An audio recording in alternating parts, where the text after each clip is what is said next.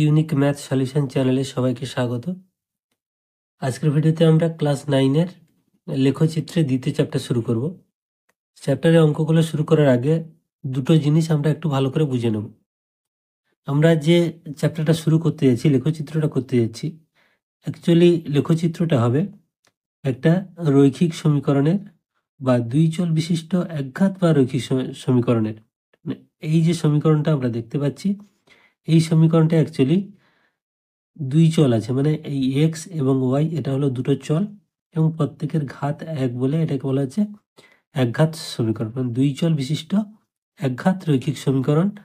এবং এখানে A B C হচ্ছে ধ্রুবক সংখ্যা, এ বি সি এগুলো ধ্রুবক এবং বাস্তব সংখ্যা।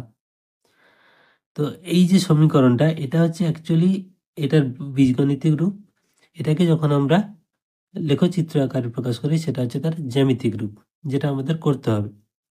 কিন্তু এই সমীকরণটা সেটাকে আমরা কিভাবে লেখচিত্রে প্রকাশ করব। তো এটা একটা রৈখিক সমীকরণ, যেহেতু এখানে সরল রেখা তৈরি হবে লেখচিত্রে। তো আমাদের দুটো স্টেপ আছে, সেই স্টেপ অনুযায়ী আমরা এটাকে লেখচিত্রে প্রকাশ করব। প্রথমে আমরা কি করব না, এই সমীকরণ থেকে আমরা তিনটি স্থানাঙ্ক নির্ণয় করব বা তিনটি বিন্দু নির্ণয় করব।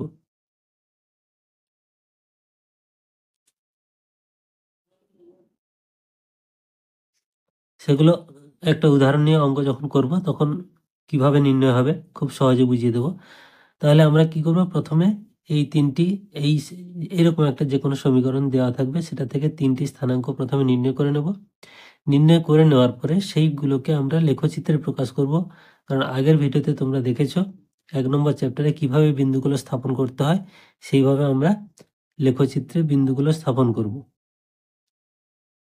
দিতে হচ্ছে লেখচিত্রে বিন্দুগুলো স্থাপন করব।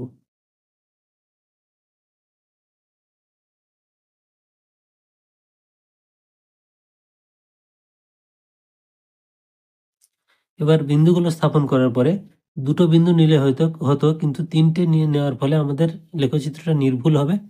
এবং সেই বিন্দুগুলো স্থাপন করার পরে স্কেল দিয়ে আমরা ওই তিনটি বিন্দুকে যোগ করব এবং সব সময় একটা সরলরেখা পাবো। তো এই হলো মূল বিষয়।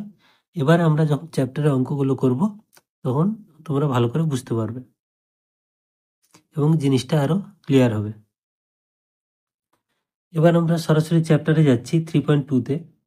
একে দাগে বলেছে যে নিম্নলিখিত বিন্দুগুলি ছক কাগজে স্থাপন করি ও কোথায়, মানে অক্ষের উপর অথবা কোন পাদে আছে সেটা অবস্থানটা আমাদের দেখাতে হবে। তো এই যে অঙ্কগুলো দেওয়া আছে, মানে এই যে পয়েন্টগুলো দেওয়া আছে, এগুলো অ্যাকচুয়ালি 3.1-এরই অঙ্ক। এই জন্য এটাকে আমি আলাদা করে দিচ্ছি না। তোমাদের এই ভিডিওর ডেসক্রিপশন বক্সে একটা লিঙ্ক দেব, সেখানে প্রথম ভিডিওটা দেখে নেবে যে এই বিন্দুগুলো কিভাবে স্থাপন করা হয়। সেটা খুব ইজি আছে, আগের ভিডিওতে দেখিয়েছি। এবার দুইটাও তাই। ছক কাগজে এক্স ও এক্স ড্যাশ এবং ওয়াই ও ওয়াই ড্যাশ পরস্পর লম্ব অক্ষর টেনে যে কোনো 5টি বিন্দু স্থাপন করি যারা তৃতীয় পাদে অবস্থিত। সেখানেও 3.1-এর 4 এবং 5 নম্বর কোশ্চেনের একই রকম প্রশ্ন ছিল। এবার 3-1-টা বলেছে, 3 বলেছে নিচের বক্তব্যগুলি রৈখিক সমীকরণ আকারে প্রকাশ করি। তো এটাকে লেখচিত্র আকারে দিতে হবে না, লেখচিত্রে প্রকাশ করতে হবে না, শুধুমাত্র সমীকরণ তৈরি করতে বলেছে। তাহলে 1-টা বলেছে 3টি খাতা ও 2টি পেনের মোট দাম 55 টাকা এবং 4টি খাতা ও 3টি পেনের মোট দাম 75 টাকা। এটা দিয়ে আমাদের রৈখিক সমীকরণ তৈরি করতে হবে। তাহলে আমরা ধরে নিচ্ছি একটি খাতার দাম x টাকা। তাহলে ধরি একটি খাতার দাম x টাকা ও একটি পেনের দাম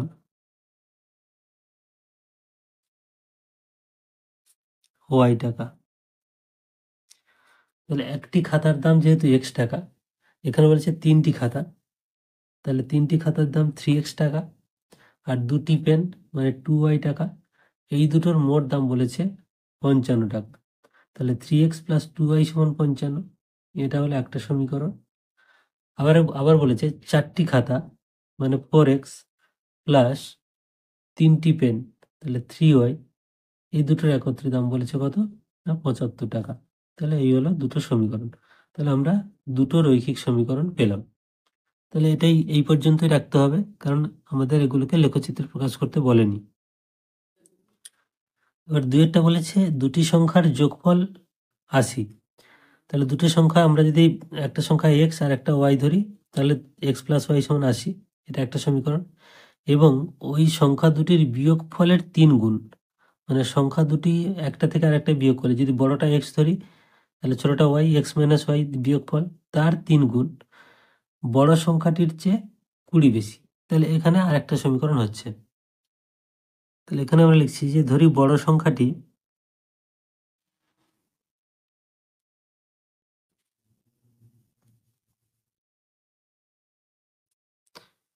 এক্স এবং ছোট সংখ্যাটি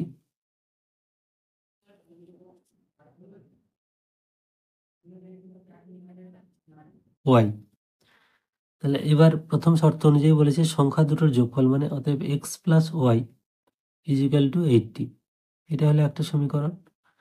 এবার বলেছে সংখ্যা দুটির বিয়োগফলের 3 গুণ, বিয়োগফল মানে কত এক্স মাইনাস ওয়াই, বড়টা যেহেতু আমরা এক্স ধরেছি তার 3 গুণ, তাহলে 3 ইন্টু এটা, সেইটা থেকে যদি আমরা বড় সংখ্যাটা বিয়োগ করি তাহলে হবে 20। মানে বলেছে সংখ্যা দুটোর বিয়োগফলের 3 গুণ বড় সংখ্যাটির চেয়ে 20 বেশি, মানে এই 3 গুণ থেকে বড়টা বিয়োগ করলে 20 হবে। তাহলে এটা হলো 2 নম্বর সমীকরণ। এই দুটো সমীকরণ, তাহলে এইটাই হলো অ্যান্সার। এবার 3-এরটা বলেছে কোনো ভগ্নাংশের লব ও হরের প্রত্যেকটির সঙ্গে 2 যোগ করলে ভগ্নাংশটির মান হয় 7/9, এবং ভগ্নাংশটির লব ও হরের প্রত্যেকের থেকে 3 বিয়োগ করলে ভগ্নাংশটির মান হয় 1/2। তাহলে ভগ্নাংশটা কি না, আমরা ভগ্নাংশের লবটাকে এক্স ধরছি আর হরটাকে ওয়াই ধরছি, তাহলে ভগ্নাংশ হবে এক্স বাই ওয়াই। ধরি ভগ্নাংশের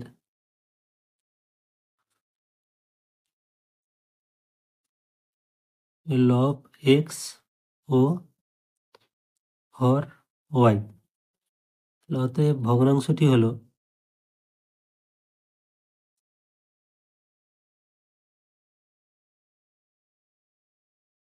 এক্স বাই ওয়াই। এবার প্রথমে বলেছে যে লব এবং হর উভয়ের সঙ্গে 2 যোগ, তাহলে প্রথম শর্ত অনুসারে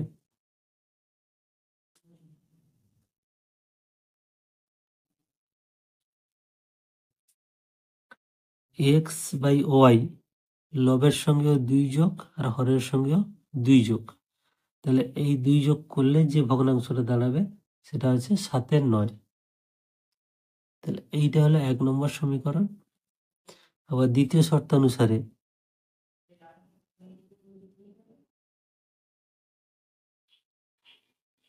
এটা লিখতে পারো, নাহলে তোমরা সরাসরিও লিখে দিতে পারো। এই উভয়ের থেকে, মানে লবের থেকে আর হরের থেকে, উভয়ের থেকে এখানে 3 বিয়োগ করতে বলেছে। তাহলে X minus 3 by Y minus 3 is equal to 2। এটা হলো 2 নম্বর সমীকরণ। তাহলে এই দুটো হলো অ্যান্সার।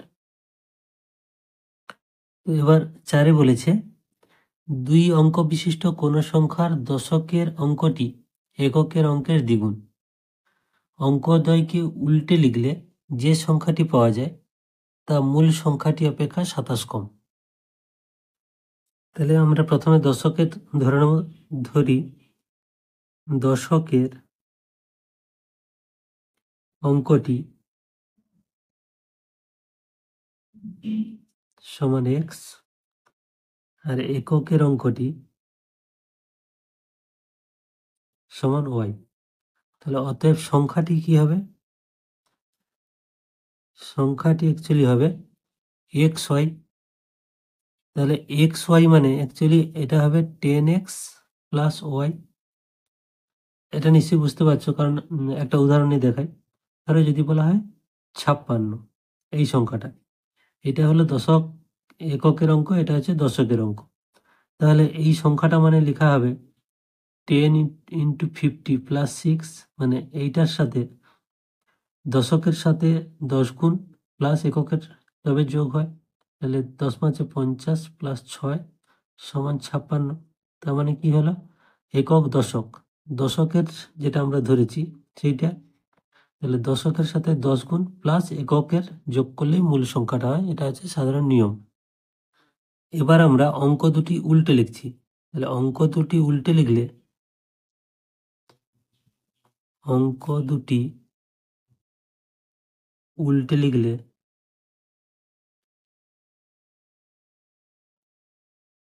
সংখ্যাটি হয়,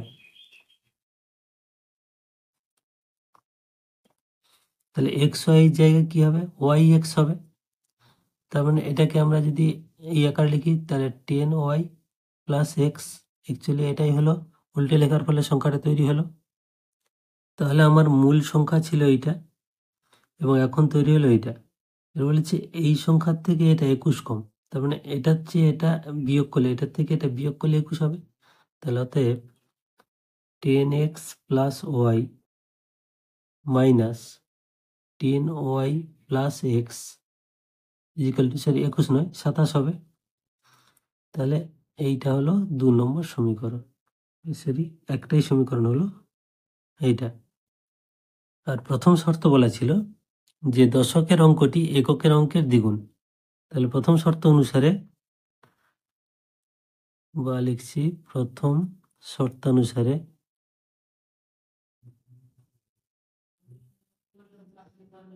x = 2y, এটা হলো আর একটা সমীকরণ। তাহলে এই দুটো আমাদের সমীকরণ তৈরি হলো, এটাই অ্যান্সার।